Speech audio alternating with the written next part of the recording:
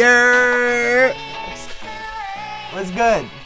What's up? What's good, man? What's happening, everybody? What's happening? Happy Friday. We made it, man. We made it. And we got through another week, y'all. We got through another week together, man.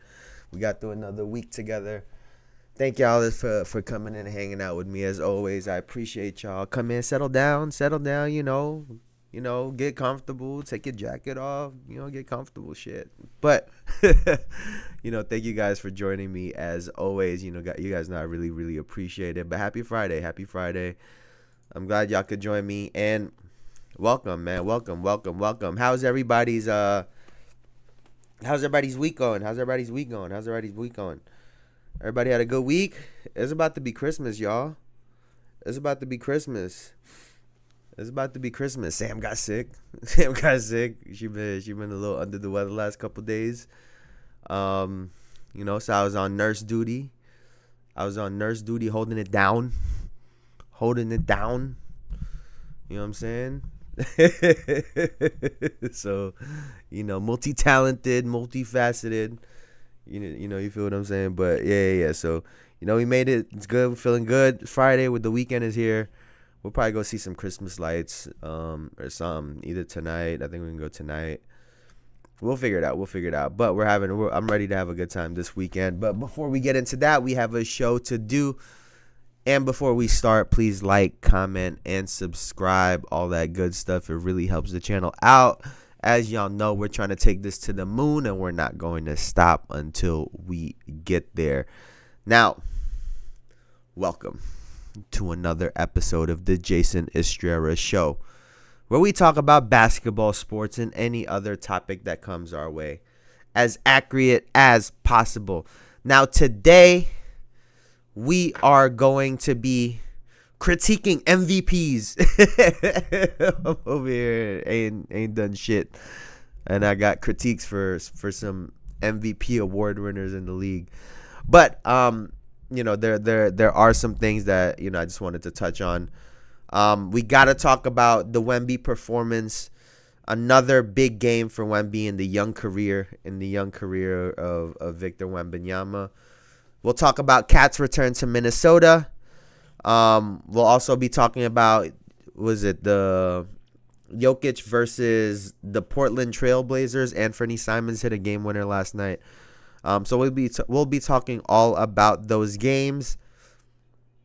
But before we get into the games, let's start with NBA talk. Now,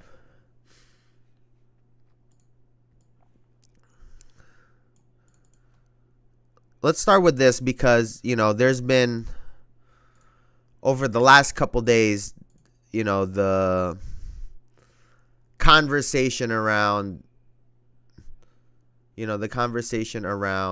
the All-Star game and the NBA as a whole has really, really picked up.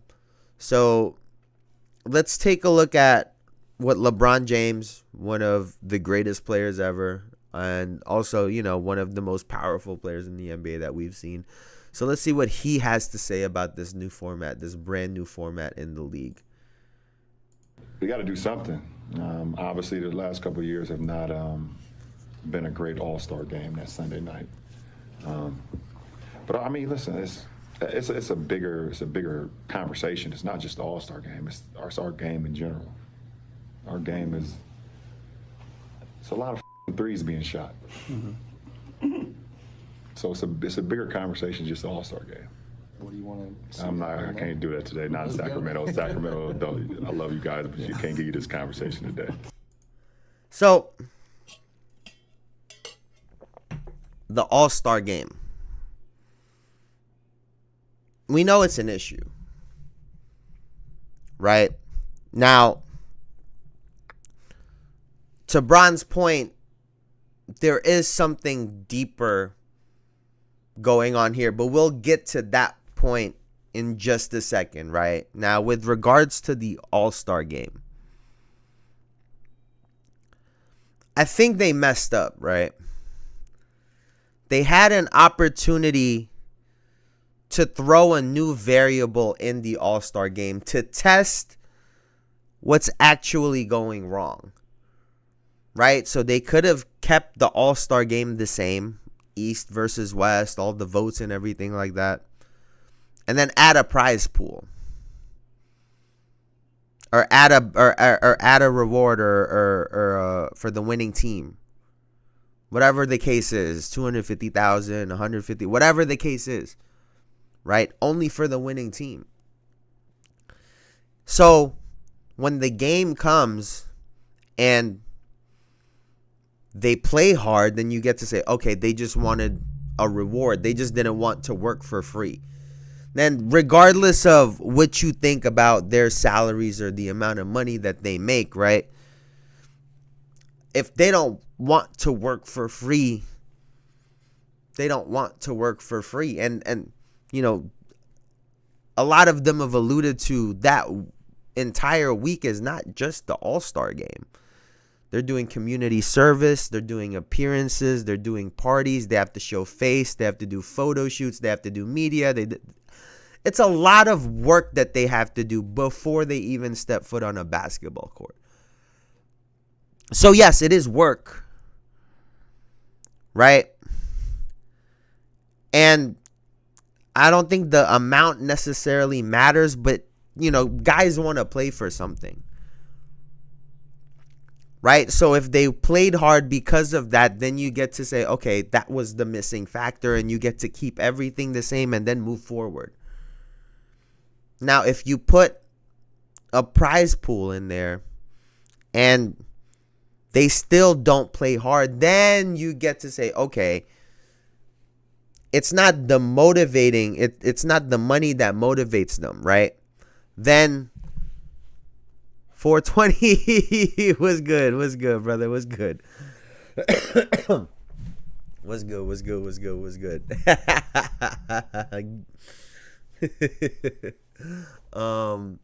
You gotta hold it down. You gotta hold it down, brother. You gotta hold it down. But, you know, I think they really missed an opportunity to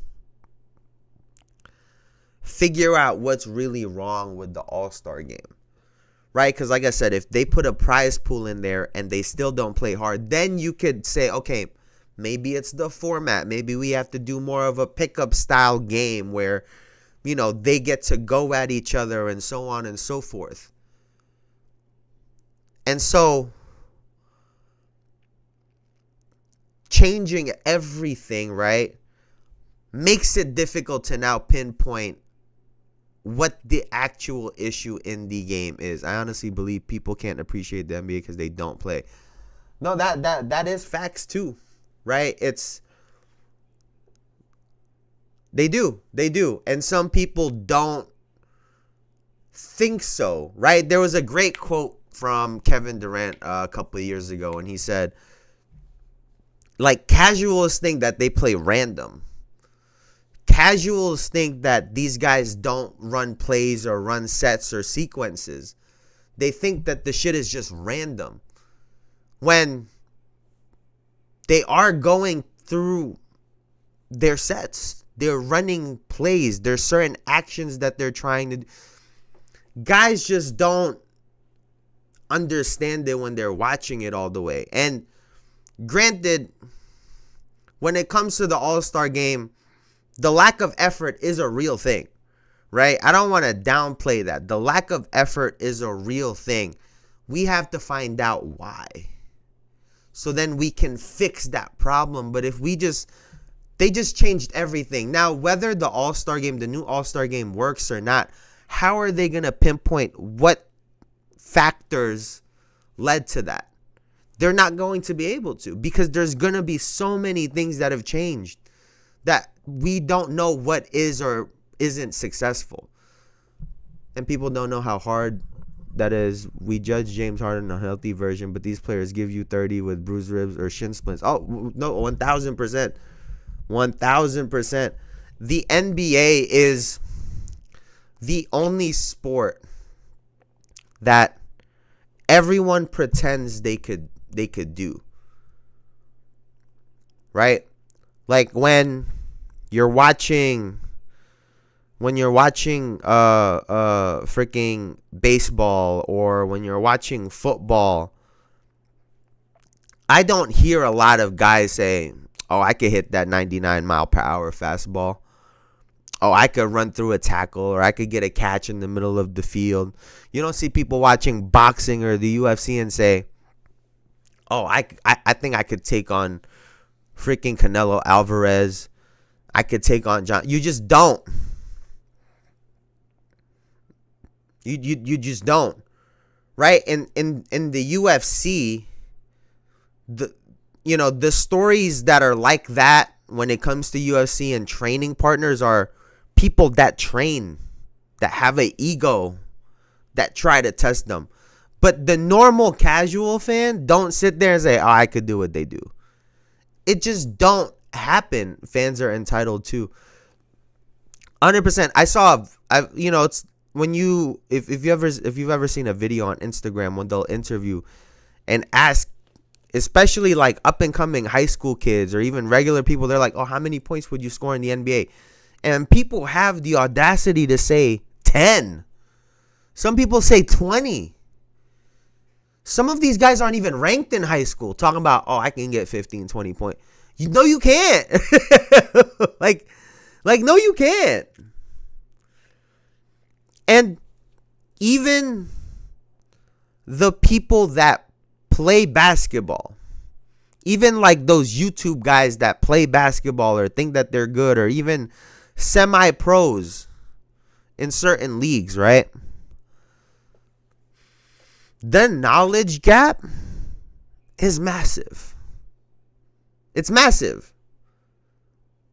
The attention to detail, the scouting reports that these players have and have access to, it's second to none. Even the worst players in the league can do that at a high level compared to a regular person. To be able to assess how to guard you on a pick and roll. Do I press up on you? Do I give you space? Do I go over? Do I go under the pick and roll? Do I send you middle? Do I try to send you... All of those little reads, yeah, maybe they can't do it against the other best players in the NBA, but against the regular person, that's easy. That's easy.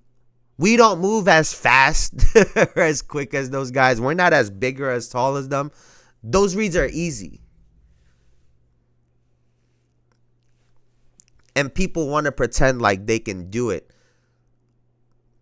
But still, right? I just to kind of put a bow on this All-Star game thing. There still does need to be an effort. And to LeBron's point, right? This is a deeper problem than just the All-Star game. Right? The NBA is trying to band-aid a flesh wound. Like, you got a whole arm missing, talking about you want a band-aid? Like, no, motherfucker, we need to fix this. And it really is a bigger problem than they're leading on to. Right? Now, when it comes to TV ratings, right? Joe Mazzulla, of course, has another one of his brilliant takes on this. So let's hear what he had to say. Thoughts on maybe how the game is discussed or sold that maybe is contributing to it? Nah, I mean, I add to that. I don't watch NBA games. So, I'm just as much a problem as anyone else's. So Joe, just keeping it 100, like, he don't watch NBA games. My God, I probably might have watched more than him, but I think he does a really good job of trolling and being funny, but also being serious with a little bit of truth, right? To try to get his point across. So, do I think that he watches no NBA games? Absolutely not. Like, I can't believe I even have to say that. Like, his team is too prepared. They're too locked in. Like, it's impossible. It's impossible. But I do think that he's alluding to the type of basketball. I thought he was finna say the church viewership was down to something. And it's funny because earlier on in that interview, right, Joe Mazzulla talks about how he thinks NBA teams are actually playing pretty good defense. They're doing a good job of forcing turnovers.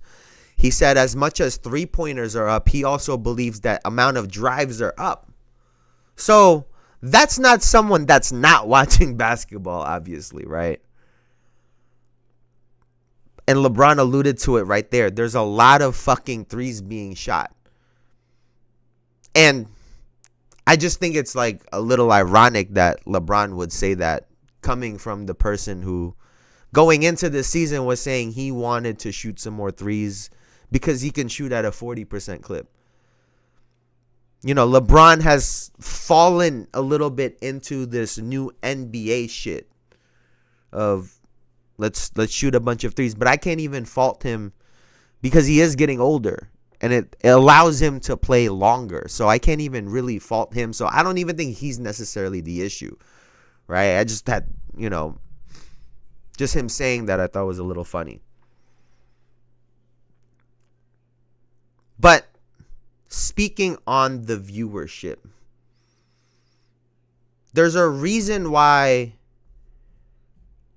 when Adam Silver, when they had the press release on, the NBA exploring options in Europe, that a part of that statement, they spoke about development. They spoke about grassroots development, right? Trying to see what makes the players in Europe fundamentally sound, which is great, right? Trying to start at the base level of basketball, right? The teaching of the youth. But I think that those two things being the NBA, if it makes sense, if you shoot open threes at an 80% clip, it's in your best interest to get up a lot. I think a few years ago people were getting carried away, but this year the balance seems to be getting better. And that's what I keep talking about, right, Elijah? Right? Like I've spoken a lot about how the narrative on offense and threes has been such a big thing, but we look at defensive stats. We've seen some of, some really great defenses, some of the best defenses we've seen in the last decade or so. Guys are getting after it. We have so many examples of players that aren't just three-point shooters, right? Players that still mid-range.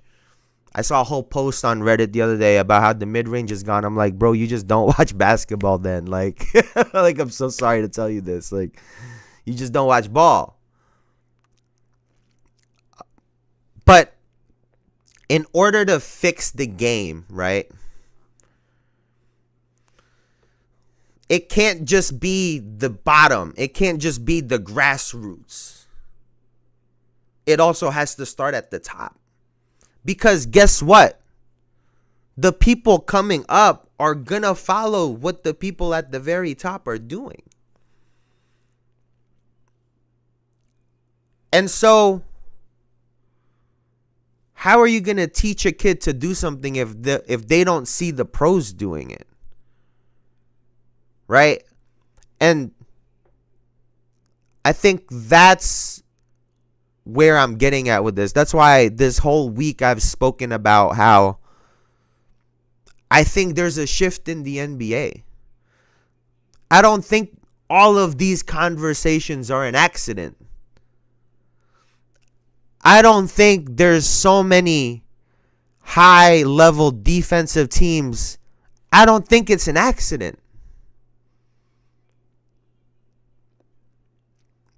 I think it's a product of teams have watched what the winning teams have done over the last couple of years. And I think that the Boston Celtics have had a really big impact on what we're seeing right now. Because they're a team that has 2 stars that could dominate the ball. One of them that shoots a lot of fucking threes. But he can get to the free throw line. They play defense as a team. There's a lot of positives that you could take away from the Boston Celtics. Hell, even taking it back further, the Golden State Warriors, they were great on defense all of those years. And I think it's taken time, but the other teams are catching up. They've figured out that, oh shit, maybe it's not just the 3-point shot. And then I think that the NBA has also let some more physicality go, which leads to harder defense, forced to make tougher shots on offense, some low-scoring games. Like I said, I think this is a part of the arc of, we're trying to make the NBA better. We're trying to revive the league. And I think it's no coincidence that they're going back to this NBC model, where they get to tell this entire story. Oh shit, we went back to our roots. The NBA went back to its roots. And then the game got better. And then the game started to improve. And then we went back to more physicality and more this and more that. And the NBA gets to tell a story. And they get to control the narrative. And ultimately, they get to take the credit. I've enjoyed the physicality 100%. The same folks that complained about too much 3-point shooting, too much offense, this, that, and the third, they can't complain when the score is 91-80. You can't complain about it, right? And Joe Mazzulla is awesome, right? Because in that same interview, he was talking about how it's only the NBA where they complain about scoring. Like, you don't hear about it in soccer or football. You don't hear about it in football. You don't hear about it in fucking baseball. You don't hear about it in any other sport. But too much. You're doing too well at what you're supposed to do. Instead of saying, "Hey, defense, what the fuck are y'all doing?" It's on the offensive guys to be in control of themselves. Don't score too much. It's that same mentality growing up. Don't beat the other team up. Don't do too well. No, they have to get better. What are you talking about? Don't score. That's what we're doing here. And what have we seen this year? The defenses have picked up. I said it 2 weeks ago. This NBA season will be defined by defense. And I really do genuinely think that all of this is a part of the story of the NBA going into its next chapter. Because when it comes to the viewership, right, the real issue is that they split everything up now. If you guys look at the NBA League Pass in fine print, you pay all that money to not be able to watch like a good 30% of the NBA games live. You have to always wait like a day or two or some shit. They've made it more difficult to watch NBA games. And the other part in it too is all of live TV has suffered over the last 10 to 20 years. All of primetime television, it's not what it used to be. So if you're judging the NBA by the same model and metrics that they were judging a good television broadcast in 2001, well then guess what? You're gonna look stupid because the numbers are gonna look totally off because the average consumer don't watch the same the way that they used to. Even our parents don't watch TV like they used to. They're on their phone watching videos. The entire model has changed. So the metrics have to change. Why don't we pool all of the numbers from all of the different sites together? Y'all know what I'm talking about. Pool all of those numbers and see what the fuck the number looks like. See what it looks like. Just see what it looks like. Then you take, after that, you take all of the TikTok videos, the Instagram videos, the YouTube shorts, all the shorts, the reels. Take all of those videos and views, put them together and see what the number looks like. Do you guys think that they would have signed the TV deal with the NBA if they genuinely believed that this was a tanking industry? I mean, yes, I know we've seen people throw money around everywhere, but do you really think that they would have signed a major deal if they thought that this was not a profitable business? And so that's where we're at with the NBA. Don't worry, the change is coming. The change is coming. Y'all just got to give it a little bit of time. You just got to give it a little bit of time.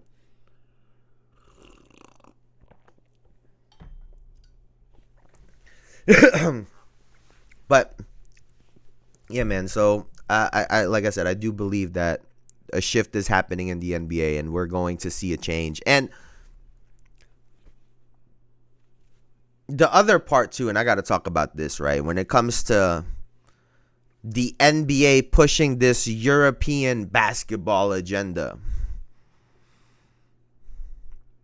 because foul baiting, drawing fouls, is a real important part of the game, right? When check, I don't even think I can say that out loud. I'm gonna treat that motherfucker like Voldemort. But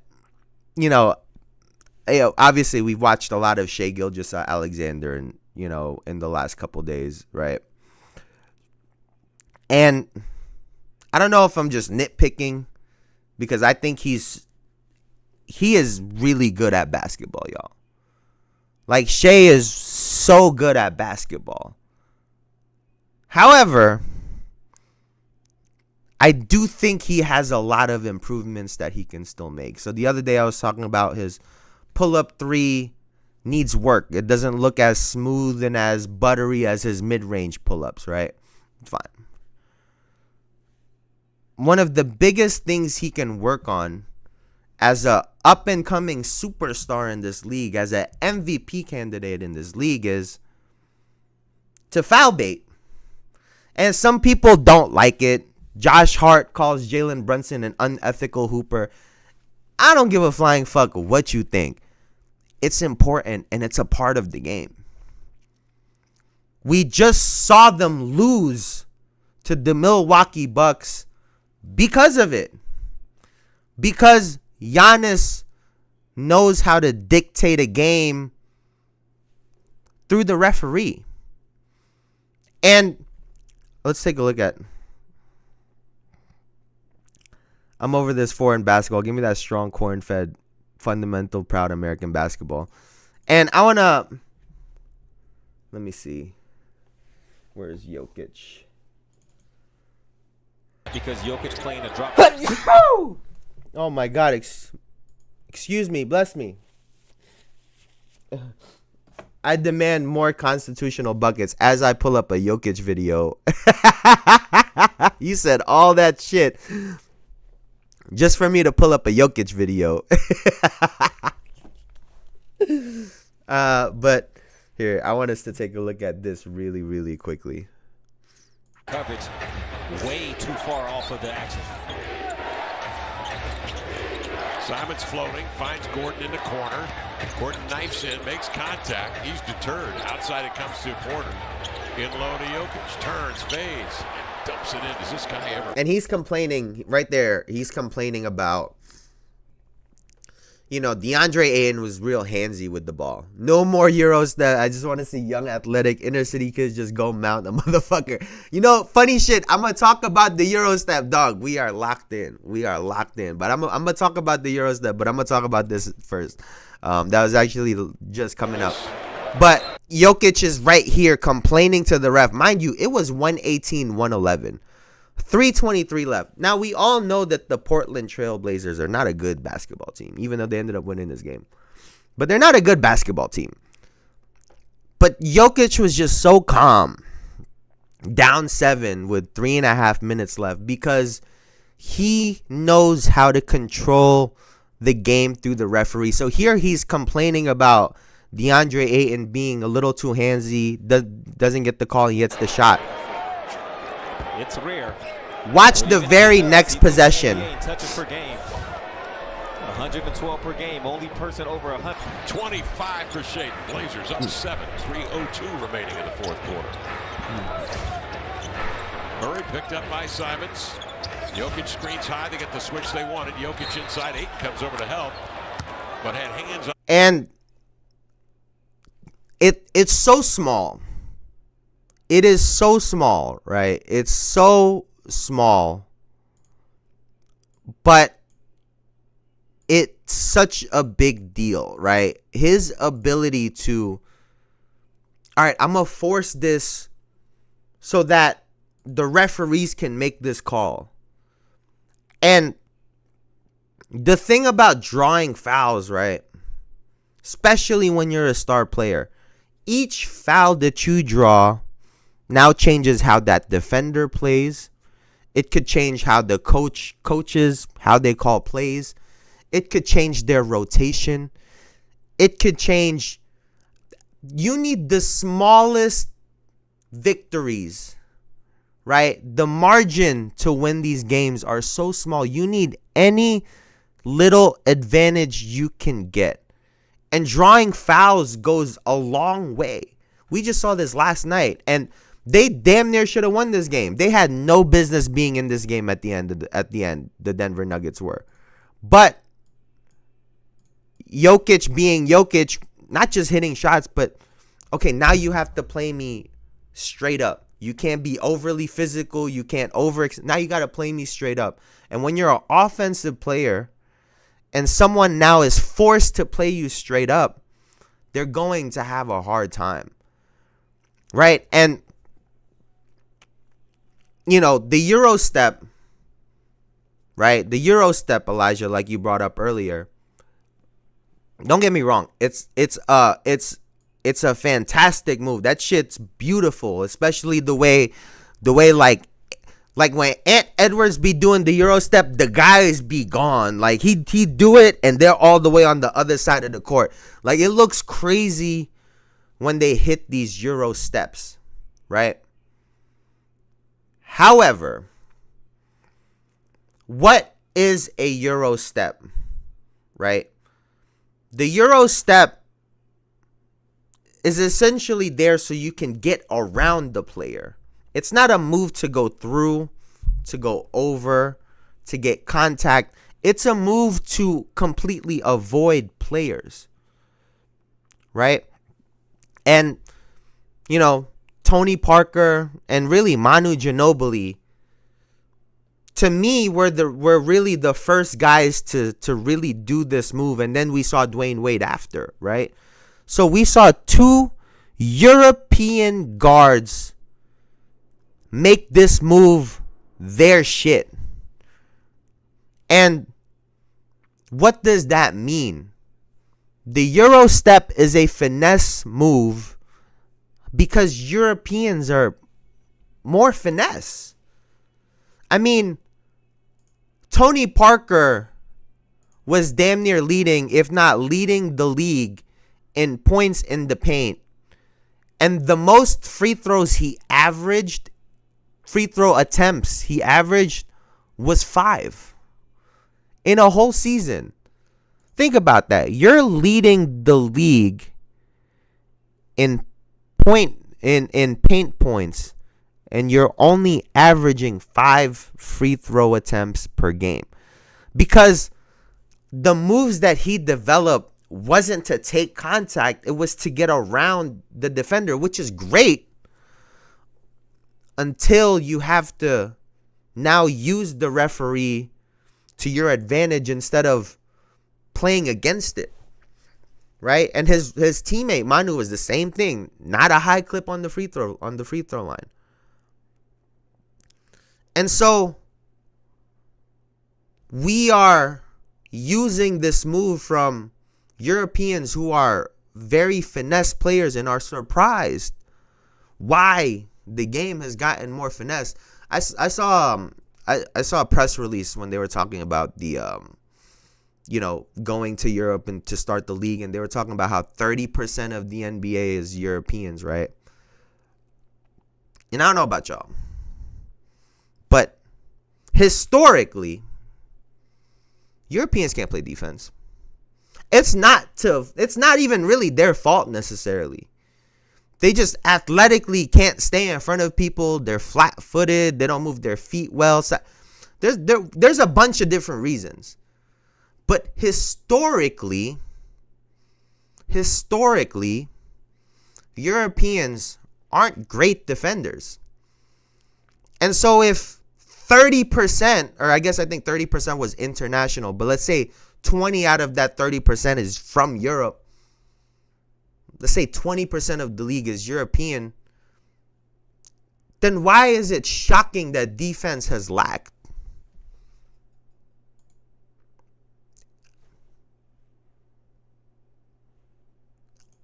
Like, if you look at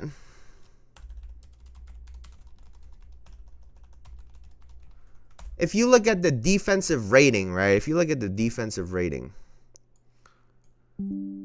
how many European players are really on the top defensive teams? On the Oklahoma City Thunder, you have, Hartenstein, right? Hartenstein.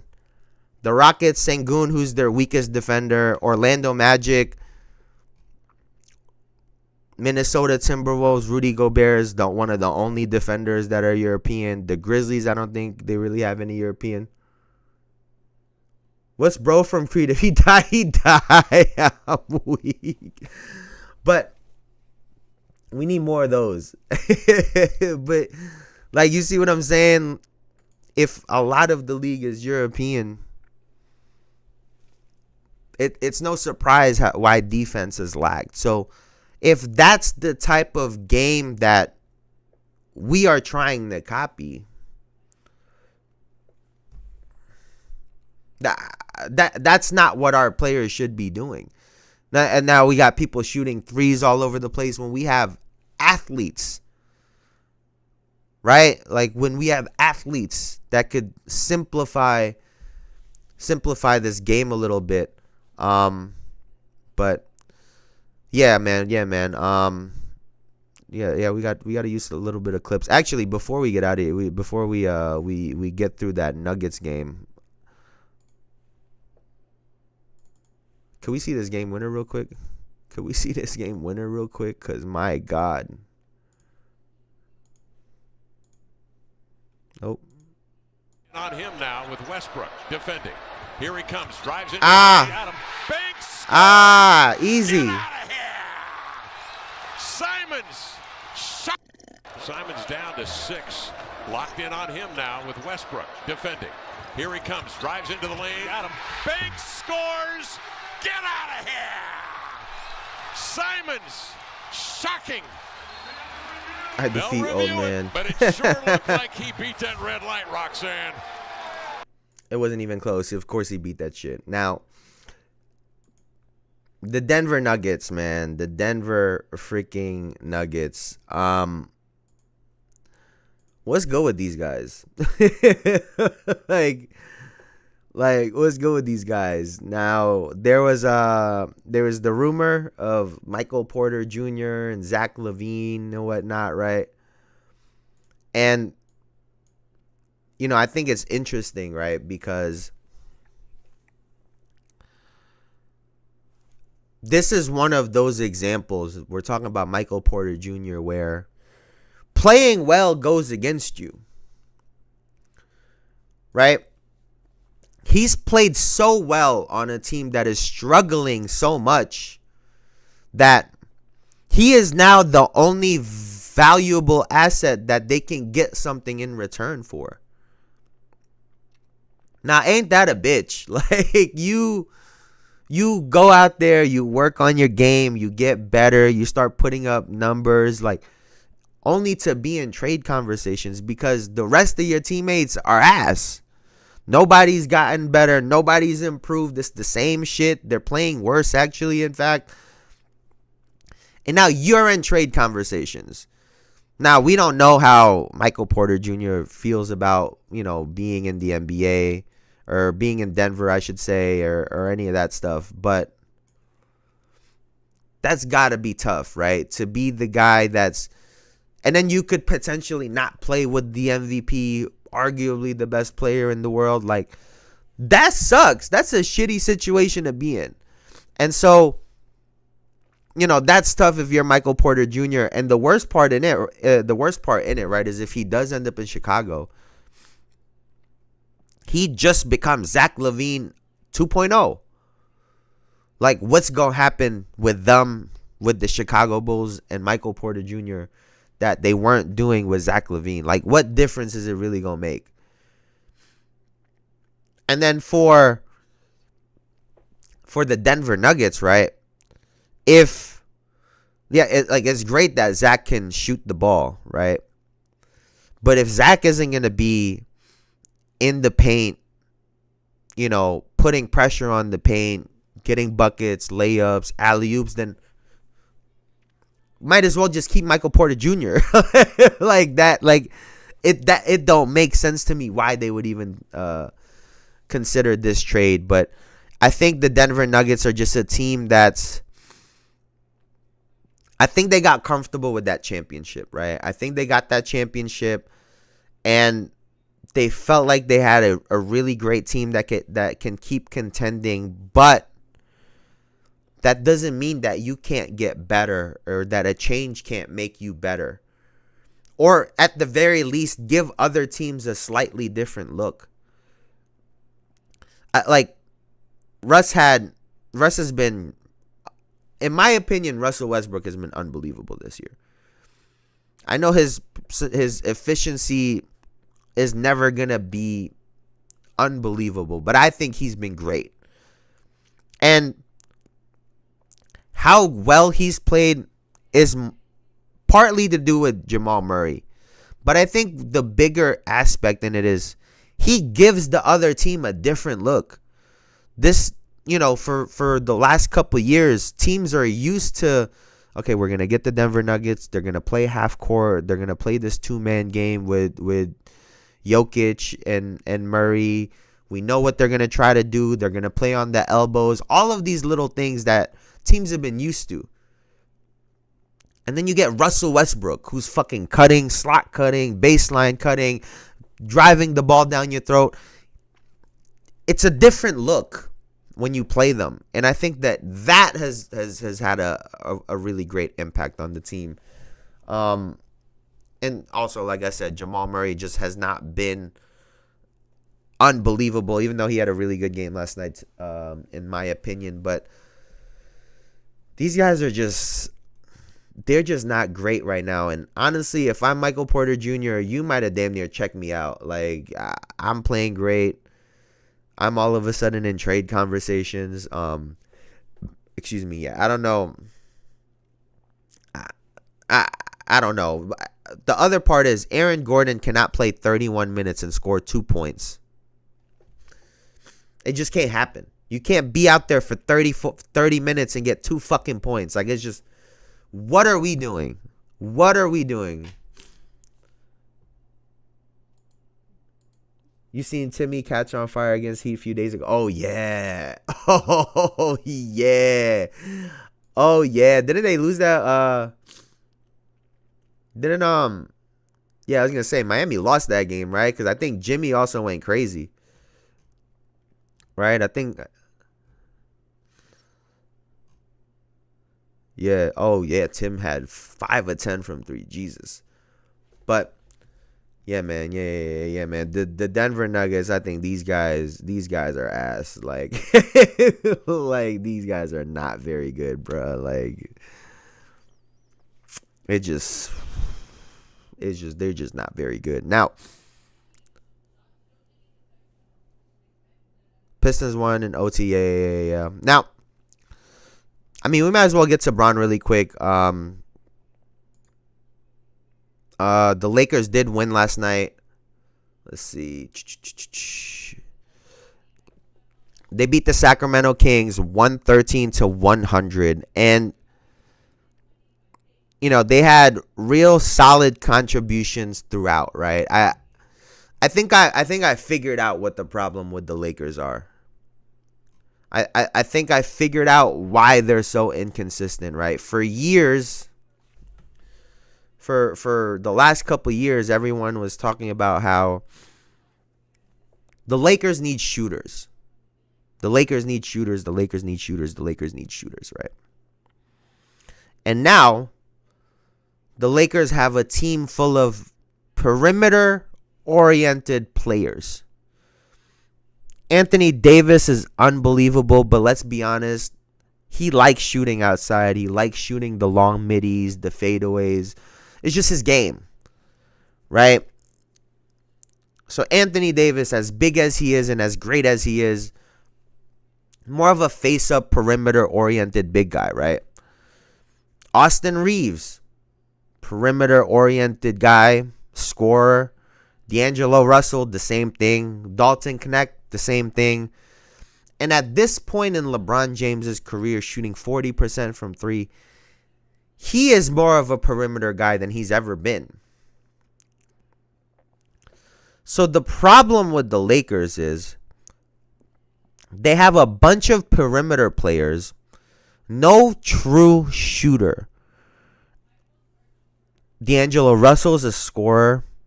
Austin Reeves is a scorer. Even Dalton Knecht, to me, just the eye test, he looks like a scorer. He could definitely shoot the shit out of the ball too, but he's a scorer. They don't have like a JJ Redick. I'm going to come off pin downs. I'm gonna curl and hit all of these threes for you guys and space everything out. They just don't have that. And now, with all of these perimeter players, they're lacking a player that's going to get in the paint and not just score buckets in the paint, but touch the paint consistently. The best guy that could do that for them is 40. I mean, you can't keep expecting LeBron to do that, even though he still can. And so that's why this team is so inconsistent. You have scorers that are streaky shooters. That's why game in and game out, you don't really know what you're going to get, because are they hot tonight? Are they not hot tonight? It's not a three-point shooter that night in and night out you can say, okay, I know what I'm going to get from him when he shoots threes. And then you have everyone playing around the perimeter, and no one is sucking up the defense by going into the paint. And I think that's where the issue with the Lakers are. That's why some games they'll look great, other games they won't. Markelle Fultz, I haven't watched to know, but I'm intrigued to see where he could end up. You think Fultz would help? I used to enjoy his playmaking. Especially he was in Orlando last, right? He looked solid.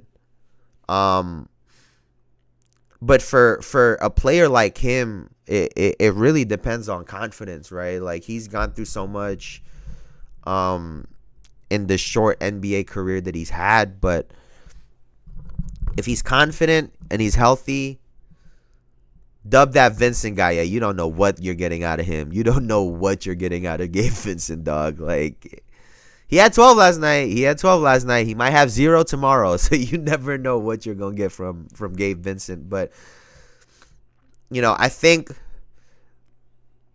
that's why, and I'm not saying Markelle Fultz is Rajon Rondo, obviously, but that's why, in a weird way, Rondo worked with LeBron. Because instead of LeBron having to dribble drive everything, he opened up the slot cuts, right? He let him space out. You can get threes with Rondo on the floor. Rondo's going to cut and get always touching the paint. So if Markelle Fultz was going to play like that, I could see it working. But like I said, I don't know where his confidence is standing at as we speak. So that's definitely a wild card. But good dub for the Lakers, I guess. I mean, but Gabe, buddy, come on. Now, this Sacramento Kings team, man. How do I say this nicely? These guys are shit. Like, these guys are fucking shit. Like, what are we watching?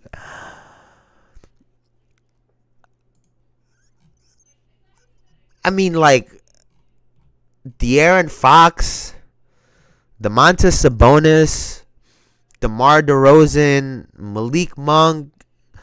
I mean, y'all should be able to get some more wins than this. But I feel like every time I watch the Kings, the game looks difficult. Right? The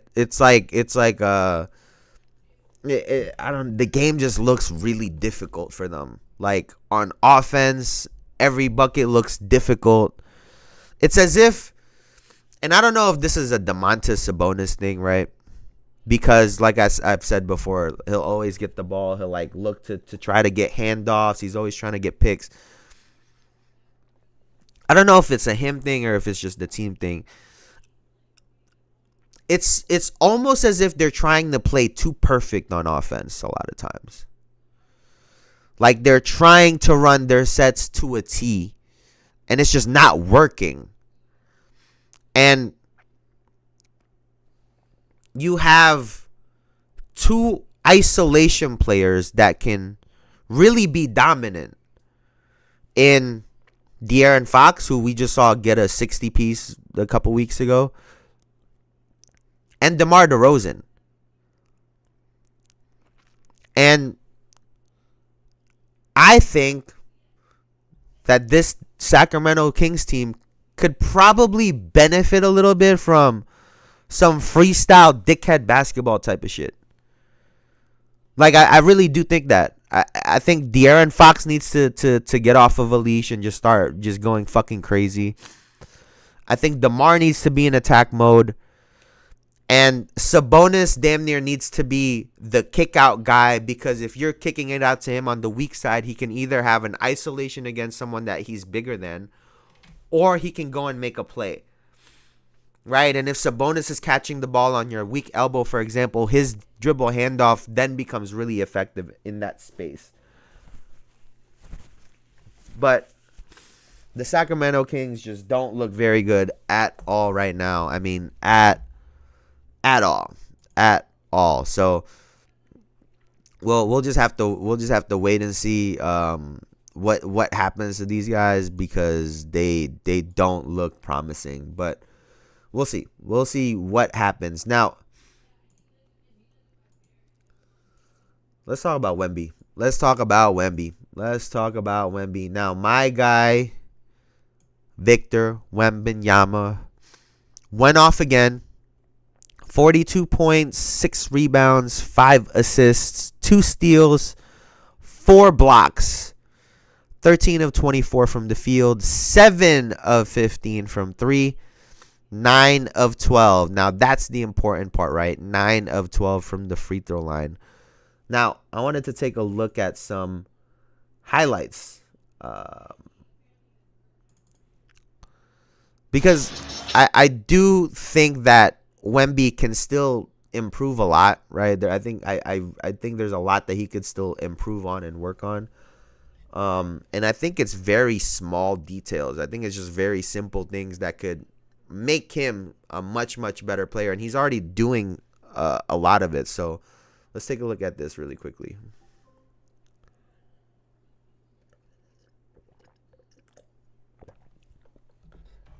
Malik Monk and Sabonis pick and roll. They still go into that.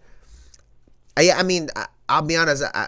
For as good as Domantas Sabonis is, that motherfucker just will not fucking attack somebody sometimes. So, yeah, he's still running pick and rolls all the time with Monk, with Fox. It's just, I don't know, man. I don't know. That team looks like shit though. So let's take a look at Wemby. Let's take a look at something good for once, right? Look at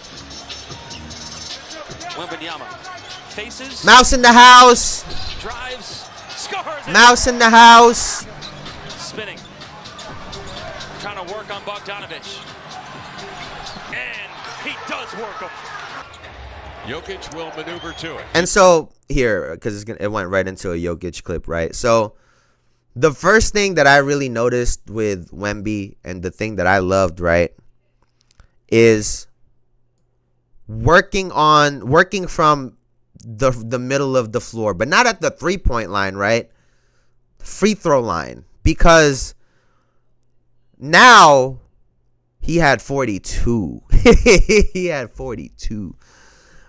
Because when you, as a big guy, can score from this area or make your moves from this area, the help can't come from anywhere, right? So you essentially have an isolation play, and you're 2-3 dribbles away from the basket.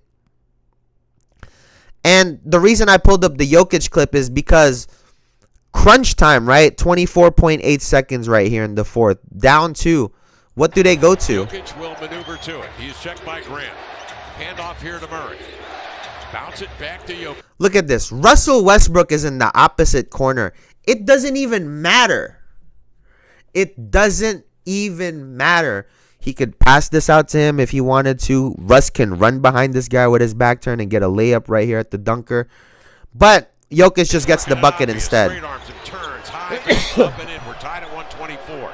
16 and 8/10 seconds. So that's number one, right? If Wemby can keep getting post-ups at the free throw line, it makes doubling him damn near impossible. Players can cut from anywhere. So that was a beautiful thing that I was seeing from his 40-piece last night. And it led to a lot of free throws. Working from the middle like that, a lose-lose. What you mean? What you mean? What you mean loose-loose?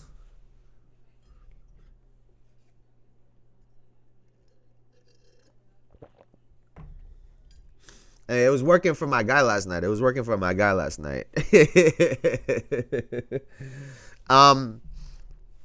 And obviously right here I pulled up Kristaps Porzingis.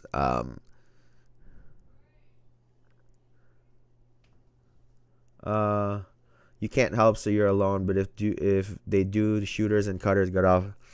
Oh yeah. For the defense, it's impossible for the defense. At that point, you're essentially praying that this guy misses in a one-on-one situation or their shooters are missing. But you can create a ton of offense and a ton of good shots by working in the middle of the floor like that. And like I said, you're especially someone as big as Wemby. You're only a few dribbles from the basket. And I think the other important thing, right, when you're closer to the rim, I feel like they let players get away with more physicality, right? So if you're trying to back someone up closer to the rim, they get away with more of the forearms, the elbows. They're trying to shove you. But when you're in the middle of the floor like that, and the refs can see you literally like you're like a fucking spotlight, they're not going to let you get away with a bunch of hand shit, trying to push him out of spot. So a weaker player or a more lanky player like Wemby, who might be weaker compared to some players, being in the middle of the floor like that can actually help him, right? Because now he can go left, he can go right, he can go backwards. He has so many options from there that can try to neutralize a stronger player than him.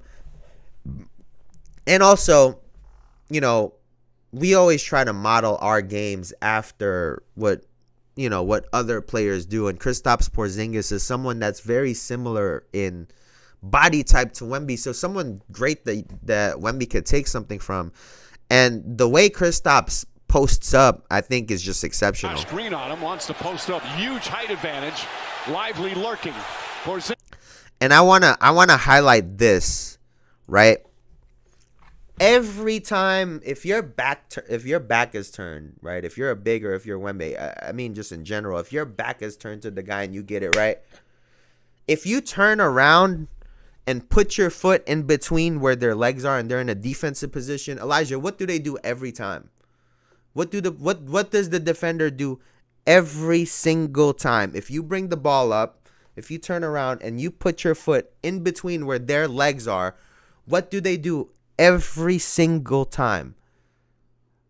They back the fuck up. And so it's one of the simplest things that Wemby can add, especially because exactly they fold like a lawn chair.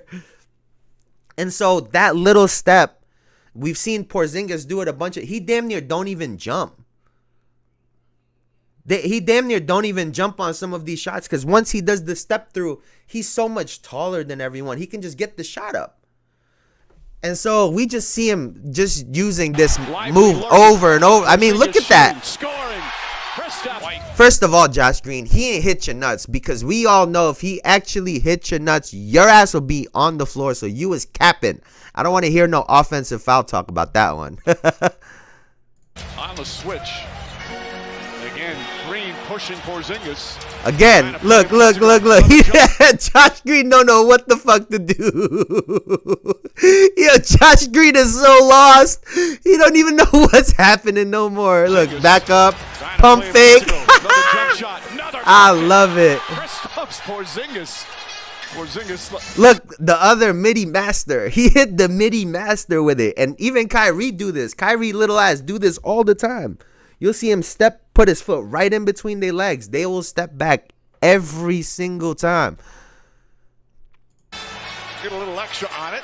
Meanwhile, he's guarded by Kyrie. Beautiful. Irving shoots over, scores. Such a big indicator on who wins during these playoffs. But also this right here, right? The ability to just take their time when they're in the paint. One dribble into a jump stop into a floater. All of these little things, you know. I think Wemby in that situation, right? Right? If in this situation, what's Wemby probably doing, right? If you've watched Wemby's probably going to take that right dribble and then Euro to the left and try to go that way. That's probably what Wemby's going to do, right? Or try to do a hard dribble 2 or 3 to the right and spin, or he'll probably try to kick it out to Derek White. That's probably what Wemby would do in this situation. But I just love the patience, right? I love the patience. KP's assessing what's happening in this situation still. And just put up a great shot. And, you know, the thing about Wemby working in the middle of the floor like that, right? What separates him from all of these other bigs is this next play right here. Points, 10 assists for Young. Not the 40 points, though, that he averaged against the Spurs last year. Wembanyama stepped back. And that right there is what changes the game. Look at where he started, y'all. Points, though, that he averaged.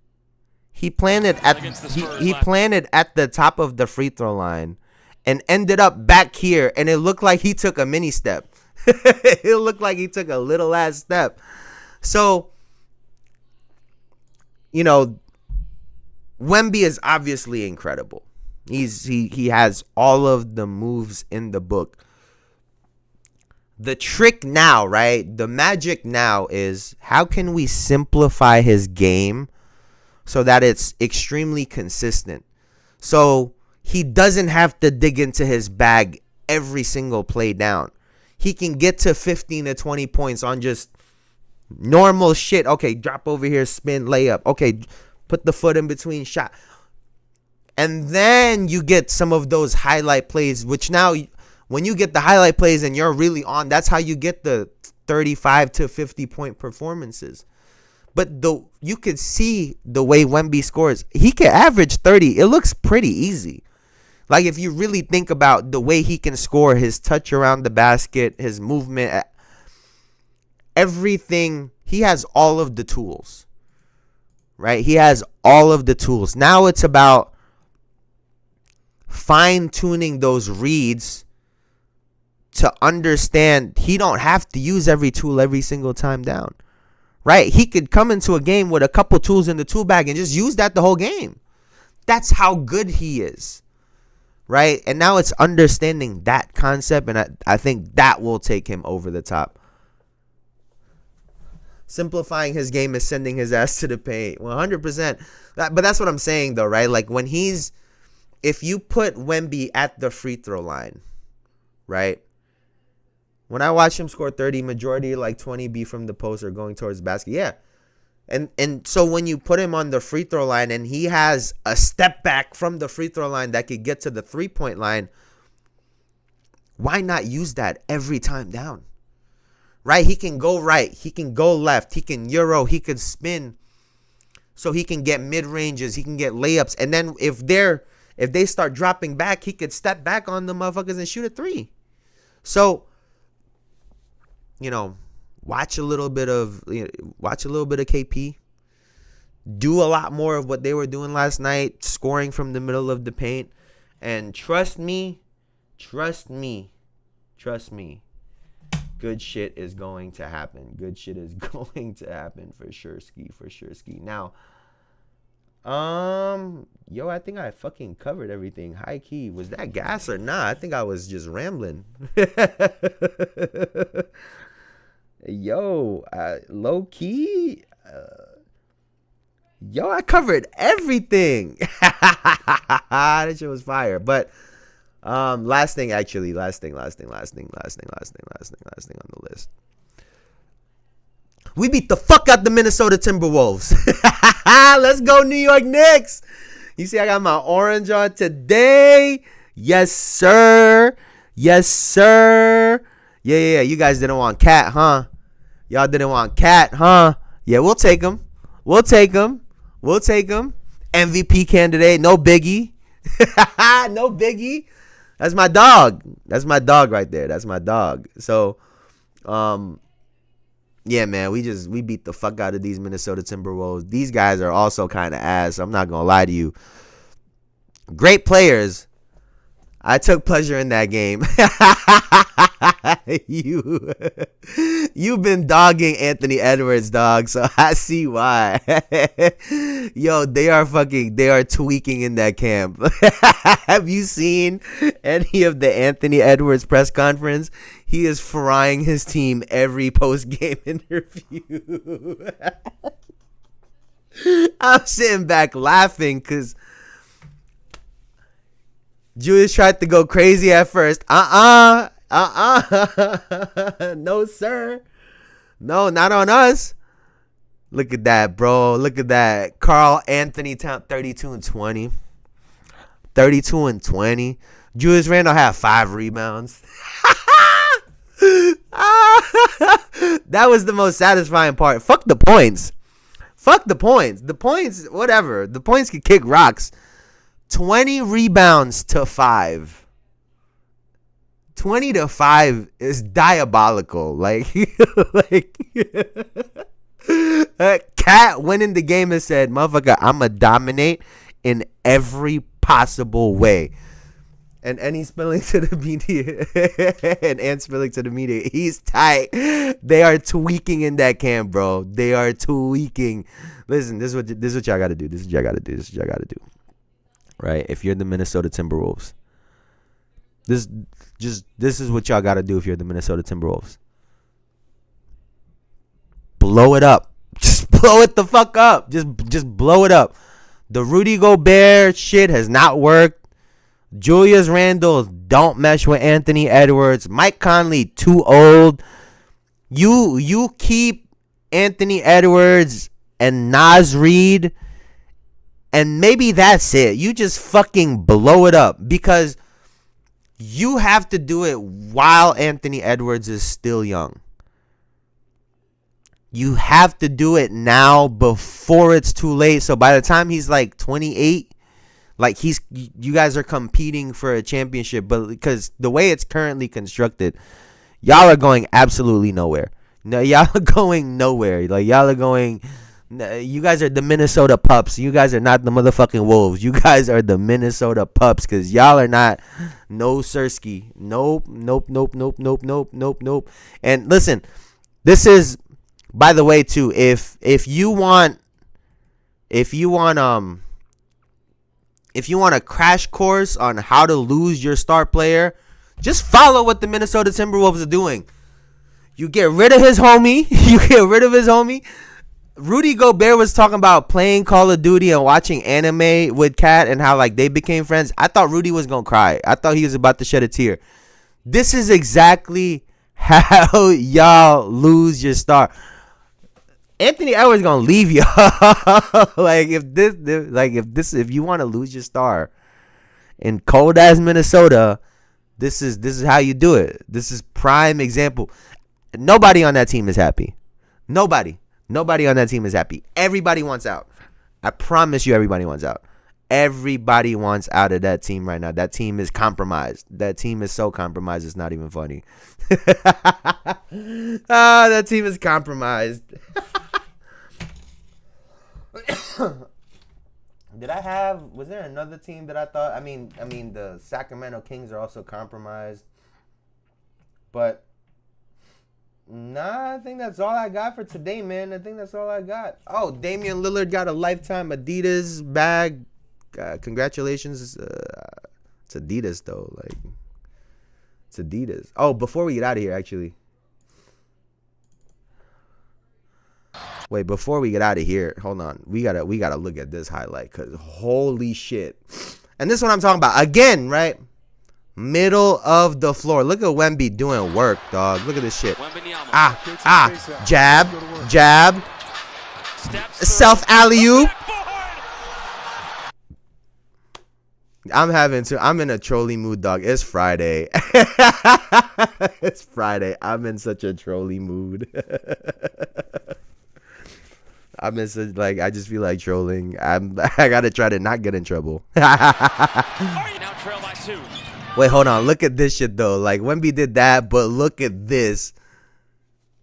It's Adidas, though. Mind you, I've been fucking with Adidas heavy the last couple years, but still. But look at this shit. Yeah! Give me that. After he scored 40 on y'all. Yeah, dunk on his ass. DeAndre Hunter. Yeah, defensive player of the year, my ass. Yeah, I love it, man. We had a great night of games. As y'all can tell, I was having fun with them. But I had a lot of fun today. That's going to do it for me for now, man. I've been fucking yapping. Holy shit. All right, that's going to do it for me for now, man. I appreciate y'all so much, as always, for hanging out with me. Y'all are the greatest. Y'all are the best. Before I get out of here, though, please like, comment, and subscribe, all that good stuff. We're trying to take this to the moon, y'all, as y'all already know. We're not going to stop till we get there. Coming for you, Gil. Coming for your ass. Pause. He was low-key. He always looks sorry. Listen. When you that tall, he don't even look like a real person. Like, it don't surprise me that he moved like that. Like, he don't look like a real human being. Like Wemby he don't look real. Like, his arms too long and legs too long. He don't look like a real thing. So his awkward movements be making sense. But that's gonna do it for me for now. I appreciate y'all as always. Elijah, you the fucking GOAT. Have a great weekend. I know you're done with your finals. Enjoy your weekend, dog. I hope you have a good one, man. I appreciate y'all as always. Thank y'all so much. Y'all could have been anywhere on the internet, but y'all were here with me, and I appreciate you for that. So I will see you guys on Monday. Thank you. Look at how he contests 3-point shots. What does that mean? Oh my God, my allergies are kicking my ass. Wait, hold on.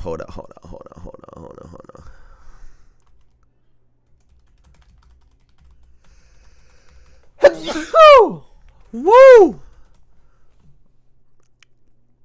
It looked like he getting hit with the meanest right hook. Where is the...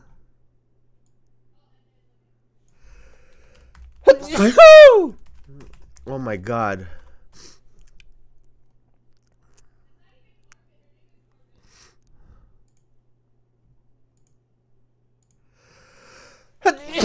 Woo! Oh my Jesus! Wow.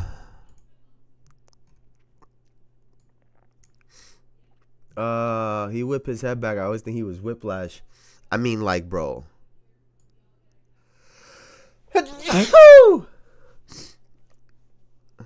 And don't be blocking him. I'd be like, Wemby, dog, bless you, dog. I need some blessings for real. But I mean, look at this shit. This shit looks insane. I mean, he do look like he doing volleyball, though. I'm not gonna lie.